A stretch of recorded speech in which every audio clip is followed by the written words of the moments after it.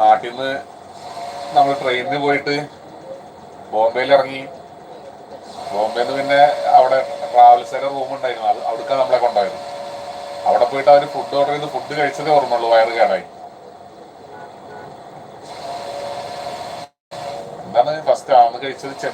ചെമ്മീൻ റോസ്റ്റും പൊറോട്ടയും. അത് കഴിച്ചത് ഓർമ്മയുള്ളൂ. ഫുഡ് കഴിച്ചോണ്ട് വയറ് കേടായി. ഭയങ്കര ഗ്യാസും പ്രശ്നങ്ങളും ആ ഒരു ദിവസം. പിന്നെ പുറത്തു പോകാൻ പറ്റില്ല അന്നത്തെ ദിവസം. അപ്പൊ ഞാന് അവിടെ ഇങ്ങനെ റൂമിൽ കിടക്കുന്ന സമയത്ത് അവിടെ ഒരു ബാൽക്കണി ഉണ്ട്. അവിടെ വന്നിട്ട് ഇങ്ങനെ നോക്കിയപ്പോണ്ട് പിന്നെ നമ്മളെ നാട്ടുകാരന് ഒരാളെ കണ്ട്. അപ്പൊ അവനെ വിളിച്ച് അവൻ വന്ന് കൈ കൊണ്ട് കാണിച്ച് വിളിച്ചപ്പോ അവൻ കേട്ട്. അവ അപ്പുറത്ത് ഒരു ബിൽഡിങ്ങില് അവനുണ്ട്.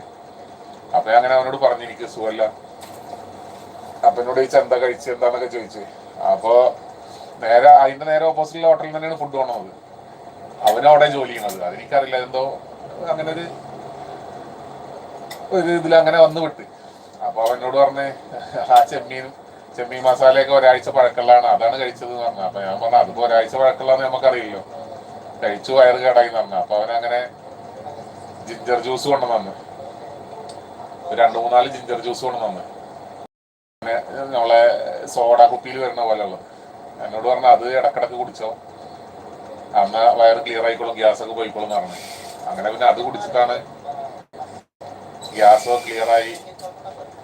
വൈകിട്ട് ഒരു 10-11 മണിയൊക്കെ ആയപ്പോൾ പിന്നെ പുറത്തിറങ്ങി. പിന്നെ നേരം വെളുക്കുന്നേരം അവിടെ ഉറക്കല്ലല്ലോ.